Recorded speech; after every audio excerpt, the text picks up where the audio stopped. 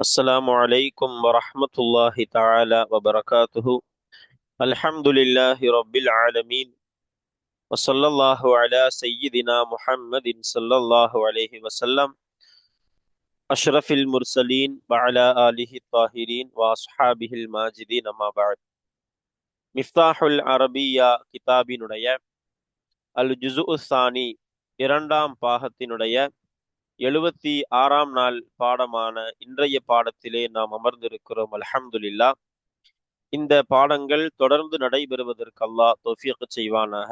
ஆமீன் ஆமீன் யா ரப்பல் ஆலமீன். நம்முடைய ஜாமியா ரகீப் எஜுகேஷனல் ட்ரஸ்டின் மூலமாக இது போன்ற பல்வேறு விதமான தீன் சம்பந்தமான துனியா சம்பந்தமான சேவைகளை நாம் சிறப்பான முறையில் ஆற்றி வருகிறோம். இந்த சேவைகள் எவ்வித தொய்வின்றி சிறப்பான முறையில் தொடர்ந்து நடைபெறுவதற்காக வேண்டி அனைவரும் துஆ செய்யுங்கள், இன்னும் ஆதரவு தாருங்கள். நன்மையான காரியங்களில் அனைவரும் ஒன்று சேருவோம், முந்திக் கொள்வோம். நாம் ஆற்றுகிற இந்த சேவைக்கு பொருளாதார பங்களிப்பு செலுத்த நாடுபவர்கள் இங்கே நம்முடைய அக்கௌண்ட் டீட்டெயில்ஸ் வழங்கப்பட்டுள்ளது. அதே போன்று QR கோடும் இங்கே வழங்கப்பட்டுள்ளது. இதன் மூலம் தங்களுடைய பொருளாதார பங்களிப்புகளை செலுத்திக் கொள்ளலாம். அல்லாஹ் ரபுல் ஆலமீன் நன்மையான காரியங்களில் ஒன்று சேருகிற முந்தி செல்லுகிற தௌஃபீகை அல்லாஹ் நமக்கு தந்திரல் புரிவானாக. ஆமீன் ஆமீன் யா ரப்பல் ஆலமீன்.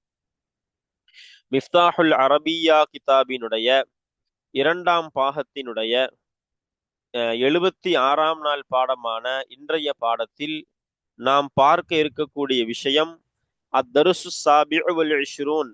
இந்த கிதாபின் வரிசையில் 27வது பாடத்தினுடைய விஷயங்களை நாம பார்க்க இருக்கிறோம். இறைமறையில் இலக்கணம் என்பதனுடைய இரண்டாம் பகுதி. அதாவது திருக்குர்ஆன் ஷரீஃபிலே இலக்கணம் நிறைந்திருக்கக்கூடிய ஒன்றது. இலக்கணத்திற்கான பாட புத்தகமே அந்த திருக்குர்ஆன் ஷரீஃப் தான் என்பதை நாம பகுதி 1 விளக்கி இருந்தோம், ஹதீசுகளை எல்லாம் சொல்லி.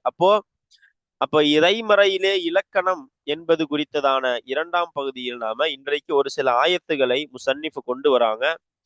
அந்த ஆயத்துகளை வைத்து அதிலே உண்டான பொருள், தர்கீபு, இஅராபு இவைகளைத்தான் நாம இன்றைய பாடத்துல பார்க்க இருக்கிறோம் இன்ஷா அல்லாஹ். இன்றைய பாடத்துல நம்ம புதுசா பார்க்க இருக்கிற விஷயம் என்ன அப்படின்னா, முசன்னிஃப் அவர்கள் ஏன் குர்ஆனின் வசனங்களை இங்க நமக்கு கொண்டு வரணும், என்ன காரணம் அப்படின்னா, பொதுவாகவே நமக்கு அரபு மொழியை படிப்பதற்கு நோக்கமே நம் குர்ஆனை விளங்குவதற்காக தான். மற்றபடி நம்முடைய தாய்மொழி அரபு அல்ல, அல்லது நம்முடைய நாட்டினுடைய மொழியோ நாட்டில் புழங்கப்படுகிற மொழி என்பதும் அரபு அல்ல.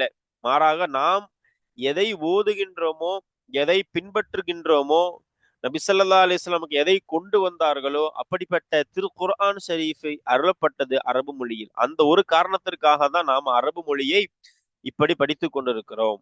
அப்ப நமக்கு அரபு மொழியை படிப்பதற்கு காரணம் என்னது?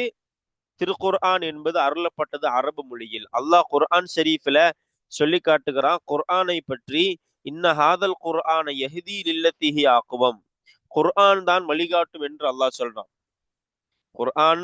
குர்ஆனை பற்றி குர்ஆன் பேசுகிற வசனங்கள், குர்ஆன் என்பது ஹுதல்லில் முத்தகீன் என்று அல்லாஹ் ஒரு சில இடங்கள்ல சொல்லுவான். என்னது? குர்ஆன் இரையச்சமுடையவர்களுக்கு அது வழிகாட்டி. அதே போன்று ஹுதல்லின் நாசி, அது குர்ஆன் என்பது அது ஒட்டுமொத்த மனித குலத்திற்கான ஒரு வழிகாட்டி என்று அல்லாஹ் குர்ஆனை குறித்து சொல்லுவான். நிறைய வசனங்கள் குர்ஆன் ஓதப்பட்டால் நீங்கள் செவிதாழ்த்தி கேளுங்கள். அதே போன்று குர்ஆன் என்பது மௌஇதத்தும் மிர் ரப்பிக்கும், அல்லாஹ் சொல்லுகிறான் உங்களுடைய ரப்பின் புறத்திலிருந்து வந்த ஒரு உபதேசம், அது ஒரு படிப்பினை. எது? குர்ஆன் என்பது. நிறைய நபிமார்களினுடைய வரலாறுகளை எல்லாம் அல்லாஹ் அதிலே குறிப்பிட்டு நிறைய பாடங்களை சமூகத்திற்கு அல்லாஹ் சொல்லுவான். அப்படி இந்த மனித குலத்திற்கான ஒரு சிறந்த வழிகாட்டி தான் எது? குர்ஆன் ஷரீஃப் என்பது என்று குர்ஆனை குறித்து பேசுகிற வசனங்கள் நிறைய உள்ளது. அல்லாஹ் ரப்புல் ஆலமீன் குர்ஆனை இறக்கியதை குறித்து அல்லாஹ் சொல்லும் பொழுது கூட, ஹாதா கிதாபுன் அன்சல்நாஹு முபாரக்குன் ஃபத்தபிஉ, அல்லாஹ் சொல்வான் இது ஒரு பரக்கத்தான ஒரு வேதம், இது நாம் உங்களுக்கு இறக்கி இருக்கிறோம். ஃபத்தபிஉ, அதை நீங்கள் பின்பற்றுங்கள், பின்பற்றி எடுத்து நடங்கள். வத்தகு லஅல்லக்கும் துர்ஹமூன், நீங்கள் அல்லாஹுவை அஞ்சி நடந்து கொள்ளுங்கள், நீங்கள் இரக்கம் காட்டப்படுவீர்கள். இப்படி குர்ஆனை பற்றி நிறைய ஆயத்துகளை நம்மால் சொல்ல முடியும்.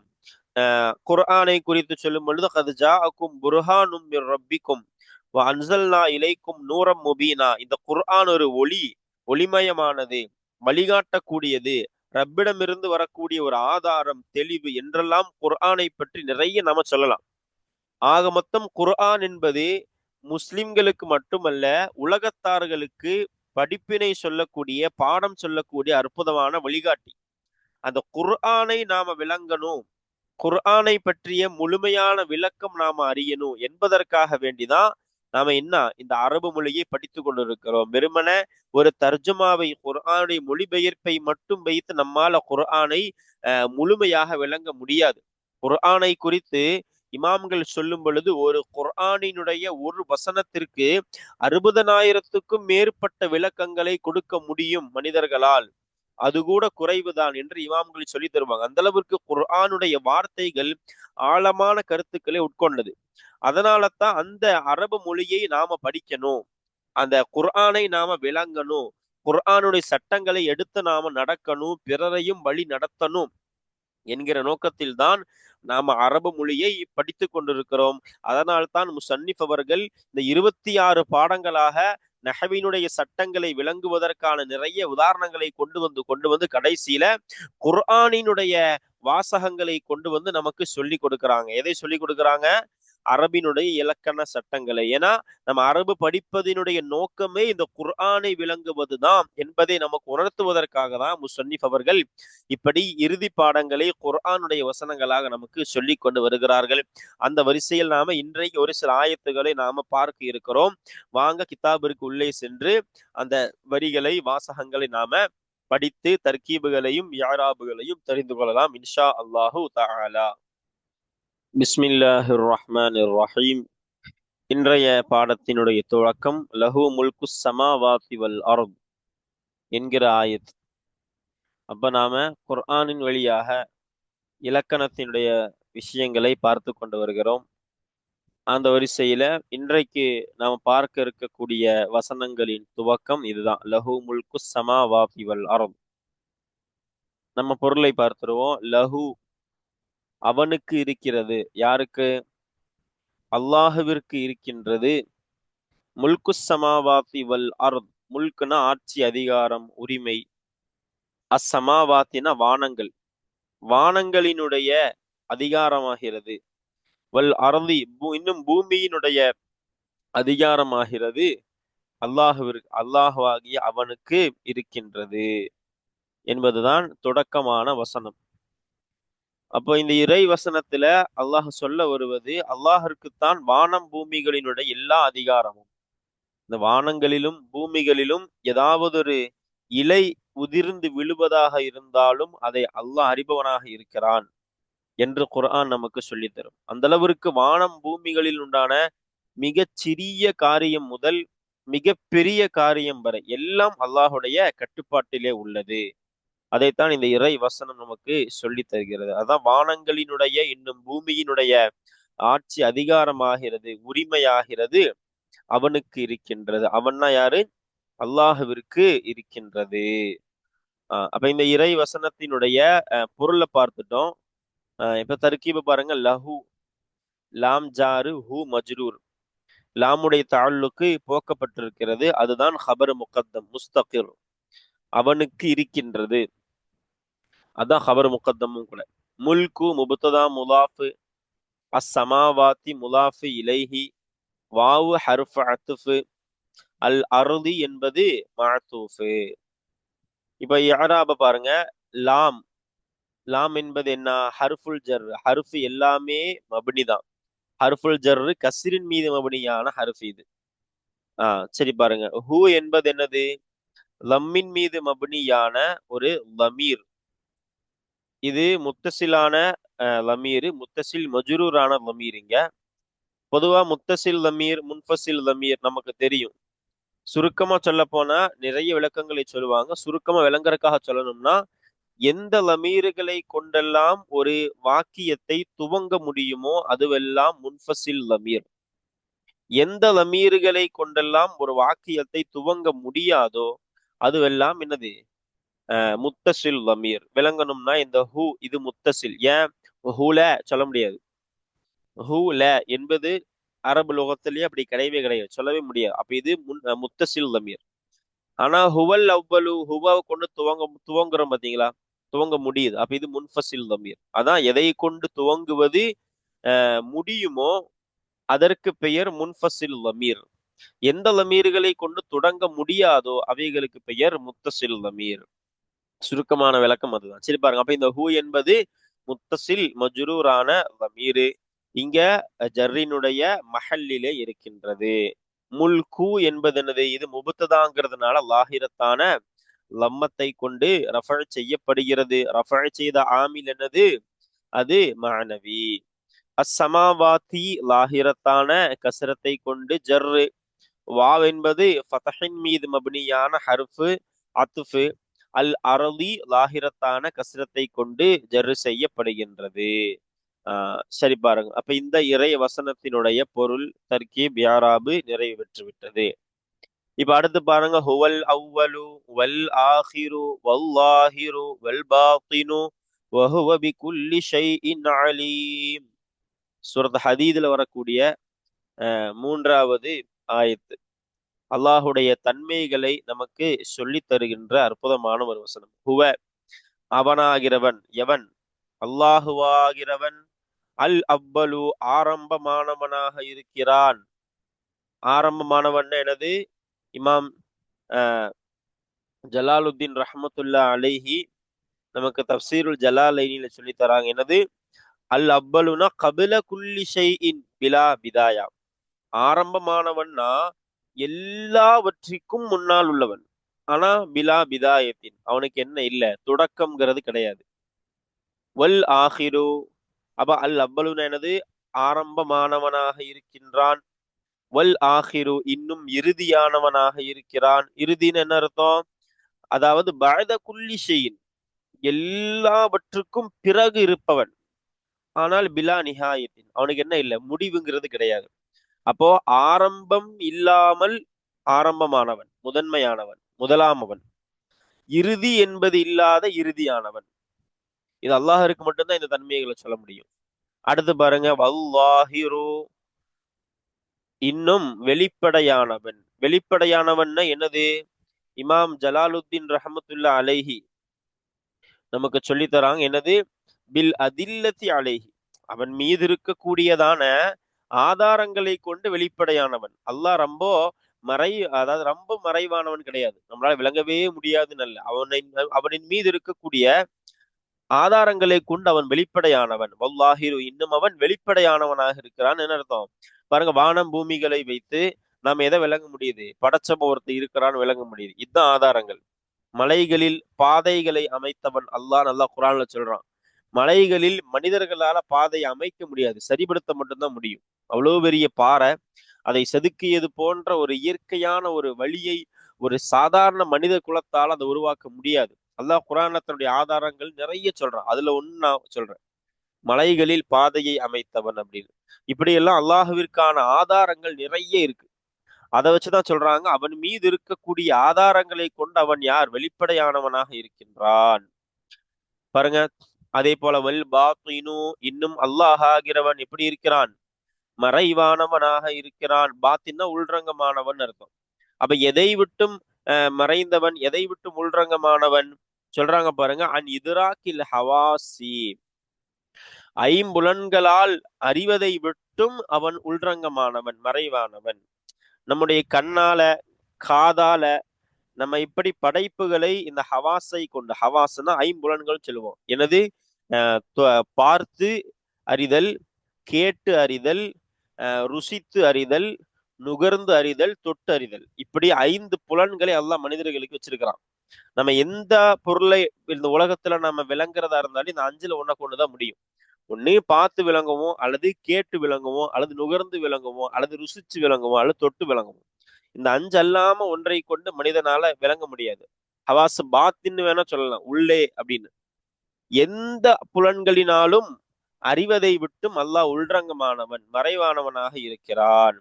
அப்போ ஹுவல் அவ்வலு வல் ஆஹிரு வல்லாஹிரு வல் பாத்தின் என்பதனுடைய பொருள் இதுதான் நாம இந்த இறை வசனங்களுக்கு இந்த பாடம் முழுக்க நம்ம ஒரு சுருக்கமான முறையில அர்த்தத்தை விளங்குவதற்கு நாம் எடுத்துக்கொண்ட தப்சீருல் ஜலாலைனி. என்ன காரணம் அப்படின்னா அதுதான் நமக்கு அஹ் சுலபமான ஒரு விளக்கத்தை நமக்கு கொடுக்கும். அதிகப்படியான விளக்கங்கள் இருக்குது, நாம அப்படி இல்லாம எனது சுருக்கமான முறையில விளக்கத்தை நாம பார்த்துட்டு வரோம். சரி பாருங்க, இப்போ அடுத்து பாருங்க, வஹுவ அல்லாஹுவாகிறவன். யாரு? அல்லாஹுவாகிறவன். பிகுல்லி ஷைஇன், எல்லா காரியத்தை கொண்டும், அலீமுன், அறிந்தவனாக இருக்கிறான். புரியுதுங்களா? அப்போ இந்த அல்லாஹுவினுடைய தன்மைகளை சொல்லிக்கொண்டு வரும் பொழுது பொதுவா குரானுக்கு ஷைங்கிற வார்த்தைக்கு பொருள் அர்த்தம் கொடுப்பாங்க. பொருள்னு என்னன்னா உலகத்தில் இருக்கு எல்லாமே வந்துடும். படைப்புகள்னு சொல்ற பிகுல்லி ஷையின், எல்லா பொருட்களை கொண்டும் அலீமுன், அறிந்தவனாக, அறியக்கூடியவனாக இருக்கின்றான். அப்போ அல்லாஹுடைய தன்மைகளுடைய வரிசையில இதுவும் வரும். வல் பாத்தின் என்பதற்கு நாம கொடுத்த விளக்கத்தின்படி நிறைய அர்த்தங்களை சொல்லலாம். அதுல ஒண்ணு அந்தரங்கமானவன் என்பதாகவும் சொல்றாங்க. லாஹிருக்கு பகிரங்கமானவன், பாத்தின் அந்தரங்கமானவன் என்ற ஒரு விளக்கமும் இருக்கு. அதான் மறைவானவன் நம்ம சொன்னோம். இப்படி இந்த இறை வசனத்திற்கு நாம் என்ன பார்த்துட்டோம்? அர்த்தங்களை பார்த்துட்டோம். இப்ப வாங்க இதற்குண்டான தர்கீப் என்னன்னு பார்ப்போம். ஹுவ முபுத்ததா. ஹுவ என்பது என்னது? முபுத்ததா. அல் அவ்வலு என்பது ஹபரு. வாவ் ஹர்ஃபு அத்துஃபு. அல் ஆஹிரு மஅத்தூஃப். எங்க அத்துஃப் செய்யப்படுது? அல் அவ்வலுல அத்துஃப் செய்யப்படுது. வாவ் ஹர்ஃபு அத்துஃபு. அல்லாஹிரு எங்க அத்துஃப் செய்யப்படுது? அல் அவ்வலுல அத்துஃப் செய்யப்படக்கூடிய மஅத்தூஃப்.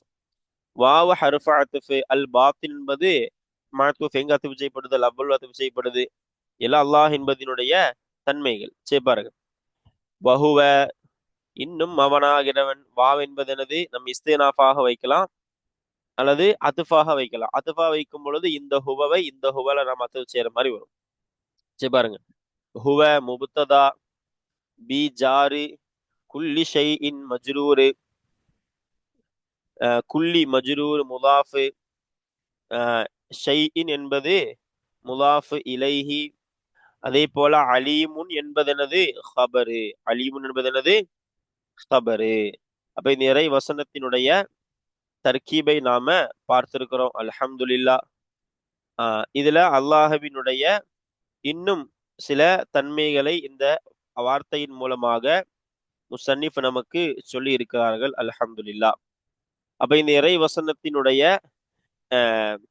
இந்த பா ஹர்ஃபுல் ஜர்ரான பா, பொதுவா தாலுக்கு என்பது இந்த பாவுடைய தாலுக்கு எங்க வைக்கணும்? நாம அலீமுன் என்ற வார்த்தையோடு வைக்கணும். பின்னாடி தாலுக் ஆகும் இந்த ஜும்லாவையே நாம அத்தஃபும் செய்யலாம் இந்த இந்த ஹுவ என்ற முபுத்ததா என்கிற.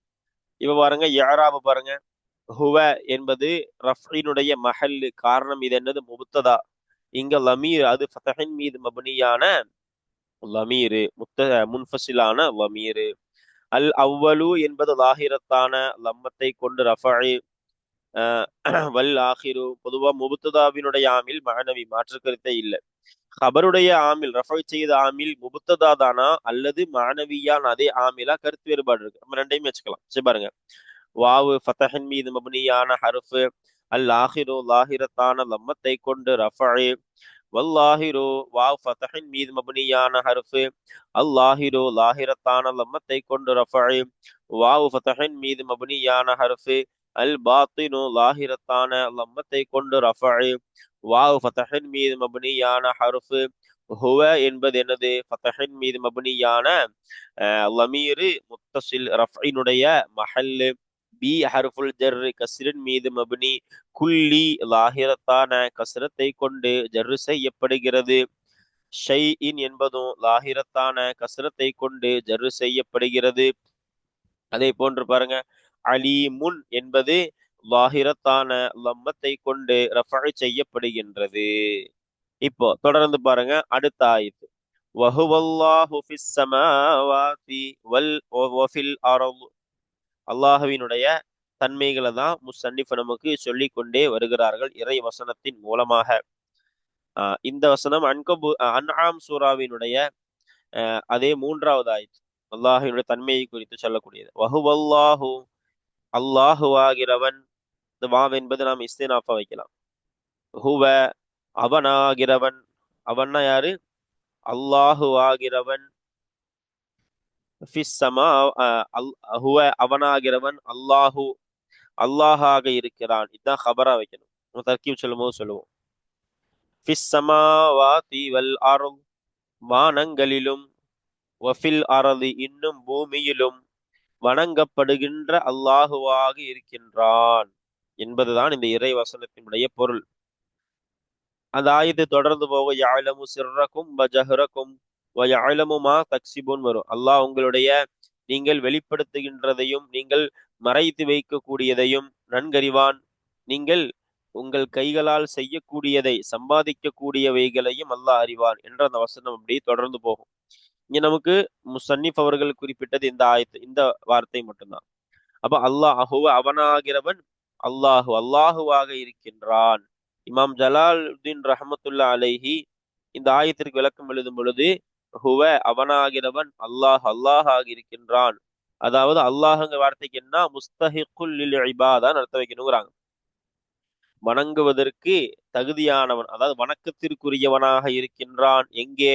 ஃபிஸ் ஸமாவாதி வல் அர்த், வானங்களிலும் இன்னும் பூமியிலும் வணக்கத்திற்குரியவனாக இருக்கின்றான் என்ற அல்லாஹுங்கிற வார்த்தைக்கு நம்ம அல்லாஹ்னு சொல்லாம என்ன சொல்லணும்? முஸ்தஹிக்குல் லில் இபாதான் அர்த்தம் வைக்குமாறு நமக்கு இமாம்கள் சொல்லி தராங்க தஃசீர்கள்ல. அப்ப இந்த இறை வசனத்தினுடைய தர்கீப் எப்படி போகும் பாருங்க. வாவ் என்பது ஹர்ஃப் இஸ்தினாஃபா வைக்கணும். ஹுவ முப்ததா, அல்லாஹு என்பது ஹபரு, அல்லாஹு என்பது ஹபரு. ஃபி ஜாரு அஸ்ஸமாவாத்தி மஜ்ரூரு, வாவ் ஹர்ஃப் அத்ஃபு, ஃபி ஹர்ஃபுல் ஜர்ரு, அல் அரதி மஜ்ரூரு, ஃபி ஜாருல் அரதி மஜ்ரூரு. எங்க அத்ஃபு செய்யப்படுது? ஃபில் அரதிங்கிறது ஃபிஸ் ஸமாவாத்துல. இந்த ஃபீ உடைய தஅல்லுக் எங்க போகும்? அல்லாஹு என்பதினுடைய மஅனா இருக்குதா இல்லையா?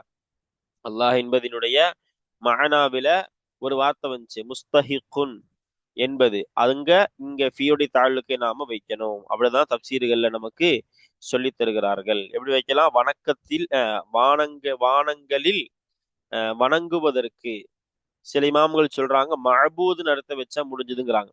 வானங்களில் வணங்கப்படுபவனாக இருக்கிறான் அர்த்தம். அவன் நம்ம ஃபியோடைய தாளுக்கு மஅபூதுல வச்சாலும் பொருத்தமா இருக்கும் என்று சில இமாம்கள் நமக்கு அழகாக சொல்லித் தருகிறார்கள்.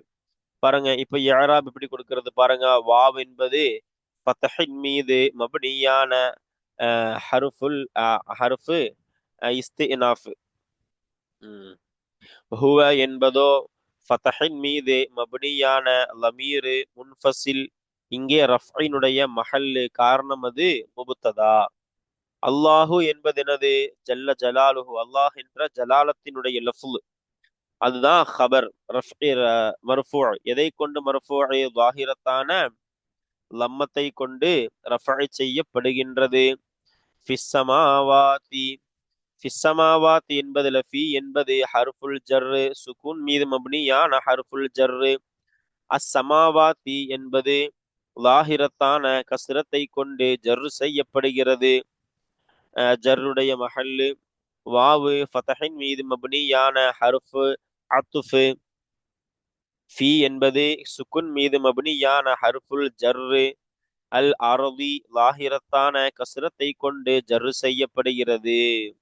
அப்ப அல்ஹம்துலில்லா, இன்றைய பாடத்துல நாம இந்த 3 இறை வசனங்கள், மூன்றுமே அல்லாஹுவை குறித்து சொல்லப்படக்கூடிய அற்புதமான வசனங்கள். இதனுடைய பொருள், தர்கீபு, இஅராபை நாம பார்த்திருக்கிறோம். குறிப்பா நம்ம பொருளை தஃப்சீருல் ஜலாலைனி அடிப்படையில் நாம பொருளை பார்த்திருக்கிறோம். அல்ஹம்துலில்லா. இந்த பாடத்தை முசன்னிஃப் அவர்கள் நமக்கு சொல்ல வருவதன் நோக்கம், பொதுவாகவே நாம அரபு என்ற அந்த ஒரு மொழியை படிப்பதற்கு காரணம் நம்முடைய தாய்மொழி தமிழ். ஆனால் அதையெல்லாம் நாம இரண்டாம் பட்சமாக வைத்துட்டு அரபுக்கு நாம இவ்வளவு முக்கியத்துவம் கொடுக்கறதுக்கு காரணம் என்னன்னா, குர்ஆனின் மொழி அரபு மொழி. குர்ஆனை விளங்குவது, அதன்படி அமல் செய்வது நம் மீது கடமை. அந்த அடிப்படையில குர்ஆனுடைய மொழியான அரபியை நாம் படிக்கிறது நமக்கு கடமை என்ற அடிப்படையில தான் நம்ம இந்த அரபு இலக்கணத்தை சுமார் 26 பாடங்களாக முசன்னிஃப் நமக்கு உதாரணத்தின் வழியாக நமக்கு சொல்லிக் கொண்டே வந்தார்கள். அப்ப இதனுடைய நோக்கம் என்ன அப்படிங்கிறத இந்த கிதாபுடைய கடைசிகள்ல கொண்டு வராங்க. இது போன்ற குர்ஆன் ஆயத்துக்களை விளங்குறதுக்கு தான் அல்லாஹ் ரப்புல் ஆலமீன் இலக்கணத்தின் அடிப்படையில தான் குர்ஆனை அமைச்சிருக்கிறான், இறக்கி இருக்கிறான். அல்லாஹ்வுடைய கலாம் அப்படிப்பட்டது. அதனால அந்த இலக்கணம் படிக்கிறது நமக்கு கடமை. படிப்பதன் நோக்கமே குர்ஆனை நாம விளங்குவதற்காக தான் என்பதை முசன்னிஃப் நமக்கு இதன் வழியாக சொல்லித் தராங்க. அப்ப அந்த வரிசையில குர்ஆன் வசனங்களை நாம பொருள், தர்கீப், இஅராப் எல்லாம் வைத்து இலக்கண சட்டத்திற்கு உட்பட்டு நாம பார்த்திருக்கிறோம். அல்ஹம்துலில்லாஹ். இந்த ஆயத்தோடு இந்த பாடம், இன்றைய பாடம் நிறைவு பெறுகிறது. இன்ஷா அல்லாஹ். இனி வரக்கூடிய பாடங்களில் நாம இந்த அல்லாஹு என்று தொடங்கக்கூடிய இந்த இறை வசனம் தொடங்கி வரக்கூடிய வரிகளை நாம இன்ஷா அல்லாஹ் அடுத்த பாடங்களில் பார்க்கலாம். இன்ஷா அல்லாஹு தஆலா. அஸ்ஸலாமு அலைக்கும் வரஹ்மத்துல்லாஹி தஆலா வபரகாத்துஹு.